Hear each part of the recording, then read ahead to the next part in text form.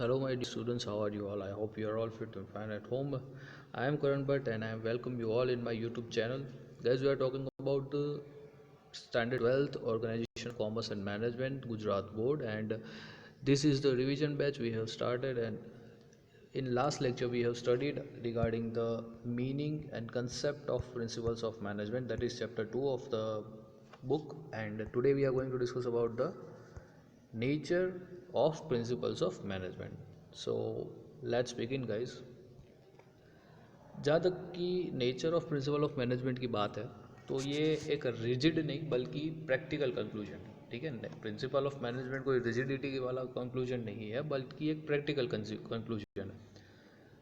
Principles हमें वो चीज़ provide करती है जो हमें फॉलो करनी चाहिए जब हम लोग कोई एक टास्क को अंडरटेक कर रहे हैं, उस टास्क को कर रहे हैं, उसको परफॉर्म कर रहे हैं। तो हमें कौन सी चीज़ें ध्यान में रखनी चाहिए, वो सारी चीज़ें हमें बताता है प्रिंसिपल्स ऑफ मैनेजमेंट। ठीक है, जब हमें इसको इम्प्लीमेंट करते हैं, जब हमारे पास डिफरेंट डिफरेंट टास्क आते हैं मैनेजमेंट में, जब उसे हम लोग इम्प्लीमेंट करते हैं लाइक प्लानिंग, ऑर्गेनाइजेशन, डायरेक्शन, ऐसे में हमें कौन सी चीज़ें ध्यान में रखनी है, हमारी गाइडलाइंस क्या क्या होगी, वो हमें प्रोवाइड करता है प्रिंसिपल्स ऑफ मैनेजमेंट। ठीक है, अब इस प्रिंसिपल ऑफ मैनेजमेंट का कुछ नेचर है, कुछ उसका आप कह सकते हो कि एक फीचर्स है। ठीक है, तो वो कौन से हैं उसके बारे में हम लोग इस पर्टिकुलर टॉपिक में डिस्कस करने वाले हैं। सबसे पहला यूनिवर्सल एक्सेप्टेंस, मतलब कि जहाँ कभी भी कोई बिजनेस चल रहा है वहाँ पे प्रिंसिपल ऑफ मैनेजमेंट जो है वो एप्लीकेशन में होगा होगा और होगा ही, क्योंकि बिजनेस में top level, bottom level and middle level management होते ही हैं, और जहाँ मैनेजमेंट होता है वहाँ पे प्रिंसिपल्स ऑफ मैनेजमेंट भी होगा। ठीक है, अब बिजनेस है तो वहाँ पे बहुत सारे ह्यूमन एफर्ट्स भी होंगे, एम्प्लॉयज़ होंगे, लेबर्स होंगे, वर्कर्स होंगे, सुपीरियर्स होंगे, सबऑर्डिनेट्स होंगे। तो जहाँ कहीं भी ह्यूमन एफर्ट्स हैं, जहाँ कहीं भी कलेक्टिव ह्यूमन एफर्ट्स हैं, वहाँ पे प्रिंसिपल ऑफ मैनेजमेंट रिक्वायरमेंट रहती है। ठीक है, however implementation of all principles may change as per the type, form, activity and size of the business unit. ठीक है, मतलब कि आपका बिजनेस कैसा है, बड़ा है, छोटा है, कौन से फॉर्म में काम कर रहा है, कौन सा बिजनेस है, उसके accordingly principal of management change होते रहते हैं। ठीक है, और उसी के बेसिस पे मोस्ट ऑफ द जो हमारे बिजनेस यूनिट्स हैं वहाँ पे ये प्रिंसिपल ऑफ मैनेजमेंट अप्लाई होते हैं। इसी वजह से हम लोग इसे कहते हैं कि ये एक यूनिवर्सल एक्सेप्टेड प्रिंसिपल्स है, कि जिसे हर एक जगह पे, चाहे वो इंडिया हो, चाहे पाकिस्तान हो, चाहे वो रशिया हो, यूएसए हो, कहीं पे भी हो, जहाँ बिजनेस होगा, जहाँ ह्यूमन एफर्ट्स होंगे, वहाँ पे प्रिंसिपल ऑफ मैनेजमेंट होगा। ठीक है, तो इस ये हमारा हो गया first point, that is universal acceptance. Second point है फ्लेक्सिबिलिटी। प्रिंसिपल ऑफ मैनेजमेंट जो है ना वो एक रिजिड नहीं है बल्कि फ्लेक्सिबल है। अब फ्लेक्सिबल क्यों है? क्योंकि बिजनेस सिचुएशंस, बिजनेस सर्ट आप कह सकते हो कि कंटिजेंसीज ऐसी है जो कभी भी कैसे भी और कोई भी फॉर्म में आ सकती है। ठीक है, अगर हम लोग पकड़ के बैठेंगे कि नहीं भाई, मैं जब ट्रेन चला रहा हूँ तो मैं सीधा मुंबई से अहमदाबाद ही चलाऊँगा, ठीक है, ऐसा नहीं हो सकता। आप ड्राइव कर रहे हो, आपने एक पर्टिकुलर एक एक्सप्रेस वे से ड्राइव कर रहे हो बड़ौदा टू अहमदाबाद, लेकिन आगे एक्सीडेंट है, डाइवर्जन दिया हुआ है, तो आप ऐसा कहोगे कि नहीं मुझे डाइवर्जन में नहीं जाना, मैं सीधे ही जाऊँगा। ठीक है, तो वहाँ पे आपके फेलियर के चांसेस ज़्यादा है। Same goes with the business, कि जो प्रिंसिपल्स डिसाइड करके रखे हम लोगों ने, अगर हम लोग उसे भी पकड़ के चलेंगे तो हो सकता है कि कोई कंडीशंस, कोई सिचुएशन ऐसी आए जिसमें हम वो प्रिंसिपल को अप्लाई ना कर पाएँ। ऐसे में हमें कोई और रास्ता ढूंढना होगा, और अगर हम लोग वो रास्ता ढूंढते नहीं हैं तो हम लोग फेल हो सकते हैं।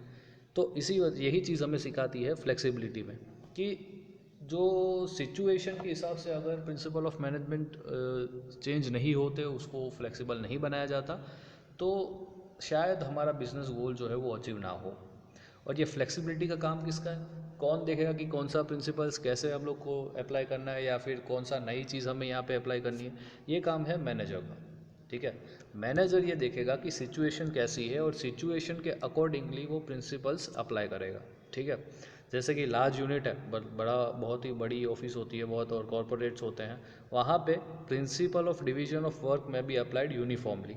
ठीक है, मतलब कि वहाँ पे हर एक लोगों को उसका असाइंड वर्क करना दिया जाता है कि भाई आपको ये चीज़ करनी है, आपको ये चीज़ करनी है, ये चीज़ करनी है।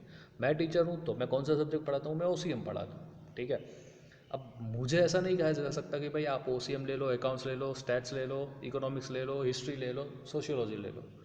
It is not possible. ठीक है। तो जहाँ पे बड़े बड़े ऑर्गेनाइजेशन होते हैं वहाँ पे जो डिवीजन ऑफ वर्क है वो ऑलरेडी असाइंड होता है, लेकिन जो छोटे यूनिट्स हैं वहाँ पे principle of division of work may not apply. ठीक है। क्योंकि भाई आपकी रिक्वायरमेंट है 15 लोगों की, लेकिन आपके पास 10 लोग हैं, तो उन 10 लोगों को 15 लोगों का काम बांटना पड़ेगा। ठीक है, करना पड़ेगा। तो यहाँ पे आप ऐसा नहीं कह सकते कि नहीं भाई मैं तो सिर्फ अपना ही देखूंगा। ठीक है, ये अगर कहोगे तो ये फ्लेक्सिबिलिटी नहीं है, आपका ऑर्गेनाइजेशन डेफिनेटली फेल होगा। तो ऐसे में आपको फ्लेक्सिबिलिटी अपनानी पड़ेगी। थर्ड पॉइंट है हमारा जनरल गाइडलाइंस, कि ये जो प्रिंसिपल्स ऑफ मैनेजमेंट है ना, वो कोई ऐसे ही नहीं बनाया गया। ठीक है, मतलब कि चलो आज मेरी इच्छा हुई तो मैंने ये प्रिंसिपल्स बना दिया, नहीं, ऐसा नहीं। हमने एक्सपीरियंस किया, हमने फील्ड वर्क पे काम किया, हम लोगों ने कॉरपोरेट्स में काम किया, और उसके बाद जो हम लोगों ने कंक्लूजन निकाला ना, जो हमारा एक्सपीरियंस हमें गेन किया, उस गेन के बेसिस पे हम लोगों ने, डिफरेंट एक्सपर्ट्स ने डिफरेंट सिचुएशंस के बेसिस पे प्रिंसिपल्स ऑफ मैनेजमेंट बनाए। ठीक है। At the time of managing a business unit, desperate and complex problems are arising. मतलब कि जब बिजनेस यूनिट का मैनेजमेंट कर रहे हो आप लोग, तो बहुत सारी चुनौतियाँ आपके सामने आती है, बहुत सारे कॉम्प्लेक्स प्रॉब्लम्स आपके सामने आते हैं। ठीक है। और हर एक यूनिट में, हर एक बिजनेस ऑर्गेनाइजेशन में, हर एक सिचुएशन में, हर एक फॉर्म में ये जो प्रॉब्लम्स है वो डिफरेंट होती है। अब रिलायंस की कुछ प्रॉब्लम होगी वो अदानी की नहीं होगी, लेकिन अदानी की होगी वो रिलायंस की भी नहीं होगी। ठीक है। तो यहाँ पे हर एक सिचुएशन, हर एक बिजनेस के ऑर्गेनाइजेशन में हर एक टाइम में अलग अलग होती है। तो ऐसे में हर एक सिचुएशन को एक वे में डील नहीं कर सकते हम लोग। ठीक है। और हर एक सिचुएशन का जो रिजल्ट है वो भी सिमिलर नहीं होगा। तो ऐसे में प्रिंसिपल ऑफ मैनेजमेंट जो है वो स्ट्रिक्टली अप्लाइड नहीं होने चाहिए।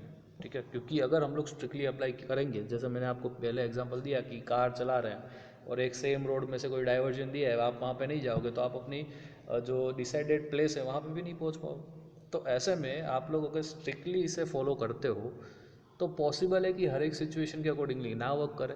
ये सिर्फ जनरल गाइडलाइंस है कि अगर ऐसी सिचुएशंस होती है तो ऐसे में जनरली हम लोग क्या करते हैं। ठीक है। आप हो सकता है कि आउट ऑफ द बॉक्स जाके आपको सोचना पड़े, है ना। हमेशा सेम कंडीशंस तो होगी नहीं, तो आप अगर आउट ऑफ द बॉक्स जाके सोचोगे तभी आपका ऑर्गेनाइजेशनल गोल अचीव हो पाएगा। इसीलिए ये मैं कह रहा है, ये बता रहे हैं कि ये भाई ये जनरल गाइडलाइंस है, ऐसा नहीं कि हमें इसे ही फॉलो करना है। इससे बेटर अगर आप कुछ कर सकते हो तो you can go for it. ठीक है। उसके बाद फोर्थ नेचर है बेस्ड ऑन ह्यूमन बिहेवियर। हम लोगों ने पहले सेशन में देखा था कि हमारी जो डेफिनेशन थी कि भाई ऑर्गेनाइजेशनल गोल्स को अचीव करने के लिए हम लोग ह्यूमन बिहेवियर के बेसिस पे जो प्रिंसिपल्स प्रिपेयर करते हैं उसे हम लोग कहते हैं प्रिंसिपल ऑफ मैनेजमेंट। ठीक है। और इसी वजह से यहाँ पे ऐसा कहा जाता है कि ये जो ह्यूमन है ना, मतलब कि हम लोग इस प्रिंसिपल ऑफ मैनेजमेंट के सेंटर में हैं। ठीक है। और जो भी इफ़ेक्ट होगी वो ह्यूमन बिहेवियर को नोट करके ही और उसके अकॉर्डिंगली ही होगी कि भाई ये सिचुएशन है तो ऐसे में ह्यूमन बिहेवियर क्या करेगा, कहता है ह्यूमन कैसे बिहेव करेगा। ठीक है। तो उसके बेसिस पे प्रिंसिपल ऑफ मैनेजमेंट्स बनाया गया है और उसका डायरेक्ट रिलेशन है हमारे ह्यूमन बिहेवियर पे। और क्योंकि ह्यूमन बिहेवियर एक साइकोलॉजिकल फेनोमेना है, it is necessary to consider while implementing the principle of management. मतलब कि क्या, साइकोलॉजिकल फेनोमेना कैसा है ह्यूमन बिहेवियर, क्योंकि ह्यूमन बिहेवियर हर एक इंसान का अलग अलग होता है। ठीक है। मेरी सोच कुछ अलग है, आपकी सोच कुछ अलग होगी। कोई एक सिचुएशन, हम दोनों के सामने सेम सिचुएशन है तो मैं उसे अलग वे में डील करूँगा, आप भी अलग वे में डील करोगे। तो ऐसे में जो है प्रिंसिपल ऑफ मैनेजमेंट मेरे लिए कुछ और है, आपके लिए कुछ और है। ठीक है। तो हमें ये देखना पड़ेगा कि एक जनरल इंसान क्या करता है। ठीक है। अब समझ लो कि 50 लोगों का ग्रुप है, उसे एक सिचुएशन दी है और 50 में से 35 लोगों ने सेम चीज़ की, जबकि बाकी के जो 15-20 लोग थे उन्होंने अलग सिचुएशन की। ठीक है। तो ऐसे में जनरली क्या हुआ, वो जो 35 लोगों ने जो सिचुएशन को हैंडल किया वो, तो वही जनरल गाइडलाइंस है हमारे प्रिंसिपल ऑफ मैनेजमेंट्स। ठीक है। कि जनरली एक इंसान कैसे सोचता है, जनरली ह्यूमन बिहेवियर कैसा होता है। ठीक है। उसके बेसिस पे प्रिंसिपल्स ऑफ मैनेजमेंट बनाए गए। उसके बाद कंटिंजेंसी। अभी जो कंटिंजेंसी है वो भी एक बहुत ही इंपॉर्टेंट एलिमेंट है हमारे प्रिंसिपल ऑफ मैनेजमेंट का।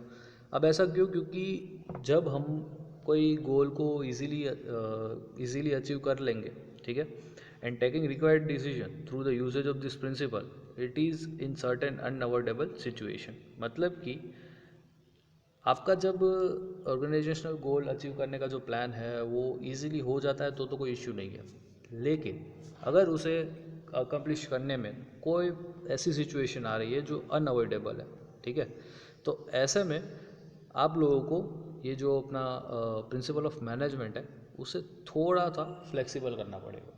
क्योंकि यहाँ पे आप देखो कि एक एग्जांपल दिया हुआ है कि भाई such as to pay appropriate and reasonable wages to the employees. This criteria of being fair and reasonable depends upon the concern regarding necessity and contingency of the affecting factors. अब आप लोग कम पैसा दे रहे हो आपके वर्कर्स को और काम सामने ज़्यादा करवा रहे हो, तो ऐसे में वर्कर जो है उनका जो पूरा यूनियन होगा वो जाएंगे स्ट्राइक पे। अब स्ट्राइक पे चले गए तो नुकसान किसका है? बिजनेस का है।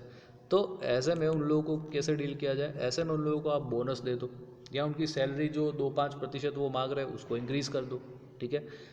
आपको ये जो सारे क्राइटेरियाज है या आपको ये जो सारे कंटिजेंसीज है वो ऑन द स्पॉट डील करने में हेल्प करता है हमारा प्रिंसिपल ऑफ मैनेजमेंट, ठीक है। ये हमें सिखाता है कि हमें कोई भी सिचुएशन हो उसे कैसे डील करना है, लेकिन अगेन ये जनरल गाइडलाइंस है, ठीक है। ऐसा ज़रूरी नहीं कि यही करना, इससे बेटर भी कोई ऑप्शन है तो आप कर सकते हो, ठीक है। तो गाइस ये था हमारा nature of principles of management. I hope आप लोगों को पसंद आया होगा, और अगर आपको इसमें से कुछ भी थोड़ी चीज़ें पसंद आई है या आपको नॉलेज मिला है या आपको अच्छा लगा है ये वीडियो, तो प्लीज़ इसे एक बार ज़रूर लाइक कर दीजिएगा और कमेंट भी कीजिएगा। और मेरी यूट्यूब चैनल पे ऐसे ही बहुत सारे वीडियोस देखने के लिए स्टैंडर्ड 12th के आप डेफिनेटली सब्सक्राइब कर सकते हो मेरी चैनल। आपको पता है कहाँ से सब्सक्राइब होता है, ठीक है गाइस। मिलते हैं अगले सेशन में एक नए टॉपिक के साथ, तब तक के लिए जय हिंद।